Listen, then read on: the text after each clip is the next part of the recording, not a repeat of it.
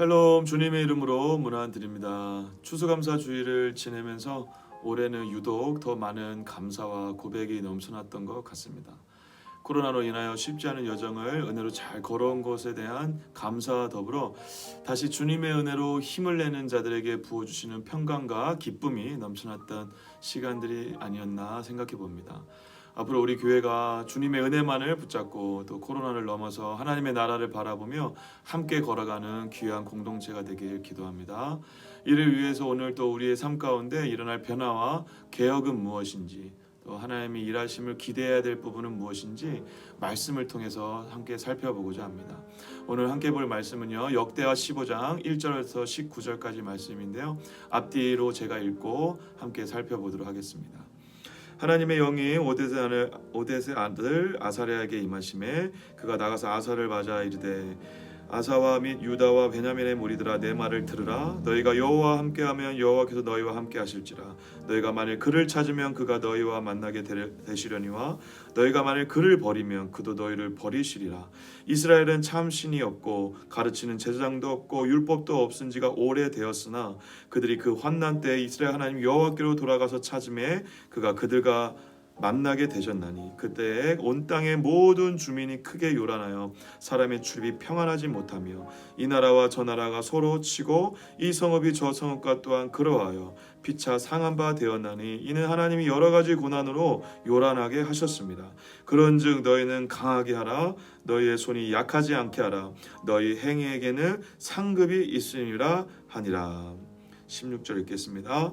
아사 왕의 어머니 마아가가 아사랴의 가증한 목상을 만들었으므로 아사가 그의 태우의 자리를 폐하고 그의 우상을 찢고 빻아 기드론 시냇가에서 불살랐으니 산당은 이스라엘 중에서 제하지 아니하였으나 아사의 마음이 일평생 온전하였더라. 그가 또 그의 아버지가 구별한 물건과 자기가 구별한 물건 곧 은과 금과 그릇들을 하나님의 전에 드렸더니 이때부터 아사 왕 제35년까지 다시는 전쟁이 없으니라. 아멘. 오늘 본문은 어제에 이어서 아사왕 이야기가 나오고 있습니다. 하나님의 일하심과 능력을 통해 전쟁의 승리를 경험한 아사와 이스라엘 백성들에게 하나님은 놀랍게 오늘 다시 한번 새로운 변화를 요청하십니다.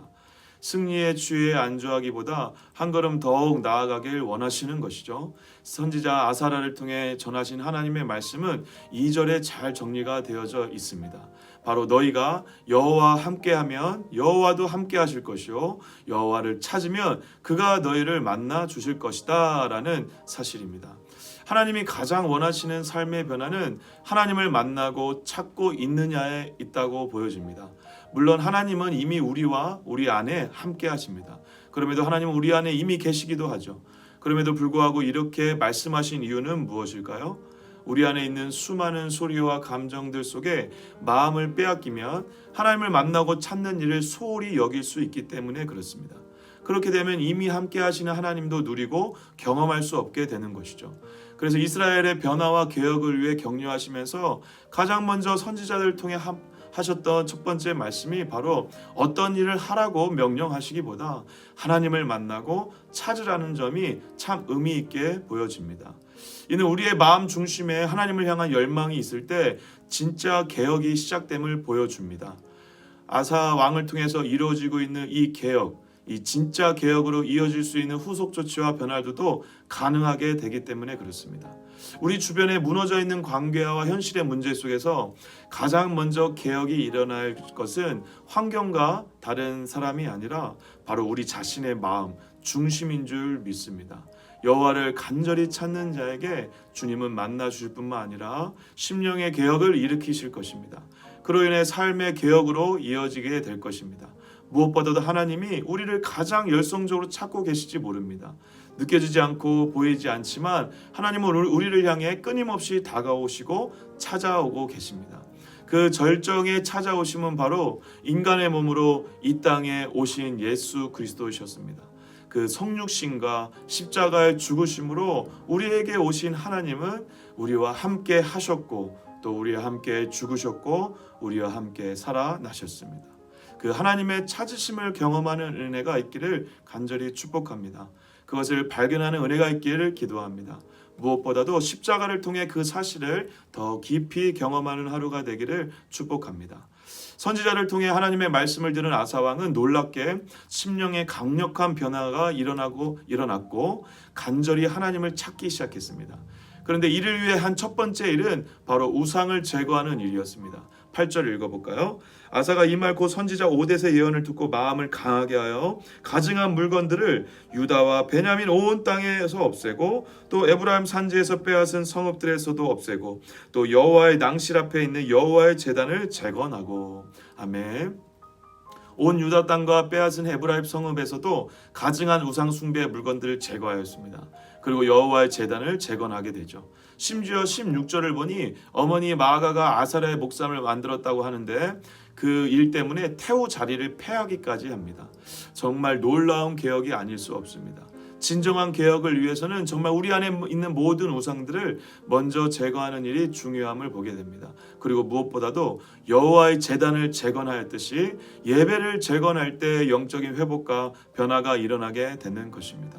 이스라엘 역시 이러한 변화들을 통해 백성 모두가 함께 기뻐하며 마음을 다하여 여호와를 찾기로 언약을 맺게 됩니다. 15절 읽어볼까요? 온 유다가 이 맹세를 기뻐한지라 무리가 마음을 다하여 맹세하고 뜻을 다하여 여호와를 찾았으므로 여호와께서도 그들을 만나 주시고 그들을 사방에 평안을 주셨더라. 아멘. 이 땅에 평안을 주셨다고 합니다. 회복이고 개혁의 결과이죠. 19절에는 35년 동안 전쟁까지 없었다고 합니다. 사랑하는 은총교회 성도 여러분, 오늘 본문을 통해 우리 삶에 일어난 수많은 어려움과 영적인 문제들 앞에 어떻게 서야 할지를 다시 점검하는 은혜가 있기를 축복합니다. 무엇보다도 가장 중요한 것은 정말 하나님을 향한 열망과 예배의 회복이라 생각되어집니다. 간절히 하나님을 찾는 자, 그 한 사람을 하나님은 또 찾으시고 그리고 그 하나님을 찾는 자들을 우상이 제거되고 예배의 제단이 새롭게 되게 되는 통로로 사용하실 것입니다. 그리고 새로운 개혁과 회복이 일어날 것이라 믿습니다. 여러분이 있는 가정과 교회, 직장 등에서 하나님을 찾으시는 한 사람으로 간절한 예배자로 제단을 쌓는 자들이 되길 축복합니다. 이것이 진짜 개혁이며 이를 통해 우리 모두의 삶의 영역에 새로운 바람이 불어올 것입니다. 기도하겠습니다. 은혜가 많으신 하나님 아버지, 진심으로 감사합니다. 오늘 야사왕의 개혁의 모습을 통하여서 우리의 현실과 상황들을 다시 한번 되돌아보고 진정한 개혁이 무엇인지를 깨닫게 하심에 감사합니다.